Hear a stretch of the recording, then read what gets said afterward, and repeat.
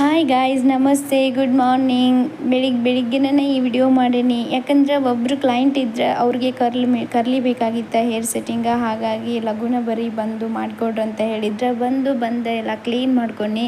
Clean ಇದ್ರೇ ಏನೋ ಒಂದು ಮನಸ್ಸಿಗೆ ಸಮಾಧಾನ. ಮತ್ತು ಕ್ಲೈಂಟ್ ಕೂಡ ಬಿಡೋ ಹಾಗಿಲ್ಲ. ಎಷ್ಟು ಜಲ್ದಿ ನಾವು ಅವ್ರಿಗೆ ಮಾಡಿ ಕೊಡ್ತೇವೆ ಅದ್ರ ಮೇಲೂ ನಮ್ಮ ವರ್ಕನ್ನು ಅವ್ರು ಇಷ್ಟಪಡ್ತಾರೆ. ಆಮೇಲೆ ಅವ್ರ ಟೈಮಿಂಗಿಗೆ ನಾವು ಆಗೋದು ಭಾಳ ಮುಖ್ಯ ಆಗಿರ್ತೈತಿ. ಹಾಗಾಗಿ ನಾನು ಬೆಳಿಗ್ಗೆ ಅಂತ ನೋಡೋಂಗಿಲ್ಲ.